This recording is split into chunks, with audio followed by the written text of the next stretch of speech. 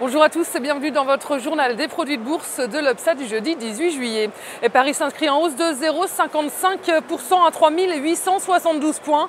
Après une baisse de près d'1% mardi, la place parisienne reprend un peu de hauteur grâce à l'intervention rassurante de Ben Bernanke. Du côté des valeurs sur la côte parisienne, les financières sont bien orientées.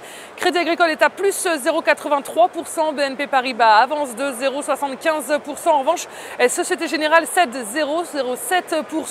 Et c'est Solvay qui affiche la meilleure performance du classement en plus 3,32%. Le groupe de chimie profite d'un relèvement de la recommandation d'Exane BNP Paribas. Et le marché new-yorkais termine en légère hausse, une séance peu animée marquée par des volumes d'échanges très faibles. Et le rendez-vous phare de la journée, c'était bien sûr l'intervention de Ben Bernanke qui s'exprimait devant la Chambre des représentants. Rien de surprenant, le patron de la Fed maintient son dispositif de soutien à la croissance. Il a réaffirmé la diminution du rythme des rachats d'actifs au cours de l'année, à condition bien sûr que le marché de l'emploi s'améliore. Un discours convenu donc, mais bien reçu par les investisseurs qui guettaient l'autre rendez-vous phare de la journée, à savoir la publication du livre beige de la Fed qui fait le point sur l'évolution de l'économie américaine au cours des 2 derniers mois. Et bilan, l'économie des États-Unis a poursuivi sa croissance, une croissance qui varie de modeste à modérée.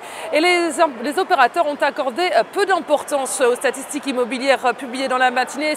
Et c'est tant mieux puisqu'elles déçoivent. Les mises en chantier de logement ont diminué de près de 10% et tombent à leur niveau le plus bas en près d'un an. Les permis de construire baissent également de 7,5% alors que les analystes tablaient sur une hausse dans les 2 cas.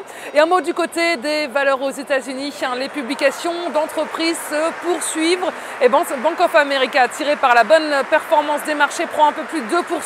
Le titre a déjoué les pronostics avec un bénéfice net en hausse de 70% sur le second trimestre. Les marchés sont restés stables. En revanche, la réaction des cambistes a été plus vive. Le dollar est tombé un plus bas de 3 semaines face à l'euro avant de regagner un peu de terrain par la suite. L'euro qui est repassé au-dessus des 1,30 $, à 1,3104 $. Et du côté des matières premières, les cours du pétrole ont terminé en hausse sur le NYMEX. Et la valeur du jour, c'est aujourd'hui le transporteur aérien Air France KLM. Le titre accélère à la baisse après avoir enfoncé sa zone de support à 6,40 €. Il est contenu par ses moyennes mobiles à 20 et 50 jours négativement orientées. De son côté, le RSI s'inscrit en dessous de sa ligne de signal et ne montre pas de signe de retournement. Et la formation d'une nouvelle jambe de baisse est ainsi attendue sur le titre avec les 5,57 € comme première cible. Et l'enfoncement de ce niveau amènera le titre sur les 5,20 € avec une invalidation au-dessus de 6,70 €. Et la stratégie qui vous est proposée pour jouer cette valeur, c'est l'achat du Varant Put Air France KLM à 4 547 têtes d'Unicredit au prix d'exercice de 7 € et d'échéance aussi décembre 2013. C'est tout pour aujourd'hui. Passez une très bonne journée et à demain.